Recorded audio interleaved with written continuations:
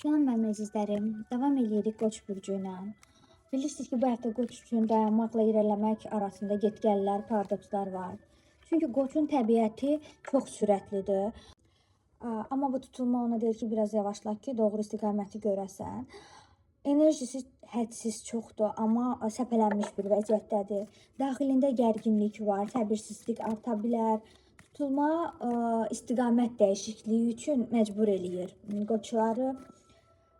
Amma yeni başlanğıc mərhələsi deyil Qoçlar üçün. Hazırlıq mərhələsidir. Hərəkətinə baxaq. Qoçların hərəkəti tələsik qərarlardan sonra peşmançılıq ola bilər. İndi atılmayan addım sizin üçün itki deyil. Çünki bu atılmayan addımın gələcəyi daha yaxşı olacaq. Çünki siz güc yığıb daha çox şeyə nail olacaqsınız. Sevgi. Sevgidə emosiyalar qəfil yüksələ bilər. Düzdür, qısqanclıq, sahiblənmək daha üstün gəlir. Və yaxud da nostalji bir his, köhnə bir hisslər ortaya çıxa bilər, gündəmə gələ bilər. Pul məsələlərində plansız xərclərdən uzaq durmaq lazımdır. Risk etmək olmaz. Pul səni yox, sən pulu idarə edirsən. Riskli işlərdən uzaq dur. Karyeraya baxaq. Arxa planda gedən dəyişikliklər var. Hələ hər şey açıq deyil. Qarlı buzlu dövrdən sonra xoş, gözəl bir dövr gələcək.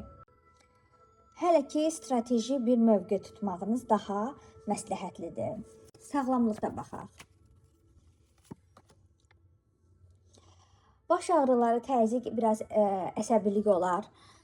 Bu ətrafdakı insanlarla bağlı ola bilər. Və yaxud da yuxusuzluq ola bilər. Fiziki hərəkət önəmlidir. Xəbərdarlıq kartı çəkək. Tələskənlik olmaz. Nəyisə indi oldurmağa çalışmayın. Axışına buraxın. Yaxşı olacaq. Gəlin mələklərdən də bir kart çəkək. Görək. Mesaj nədir? İnanclarını, qərarlarını müdafiə elə. Ağılla hərəkət edəcəksən. Düzdür, hər döyüş dərhal qazanılmır. Bəzi döyüşlər üçün doğru anı gözləmək vacibdir. Qoçlar üçün bu həftə hazırlıq mərhələsidir. Bu qədər mənim əzizlərim.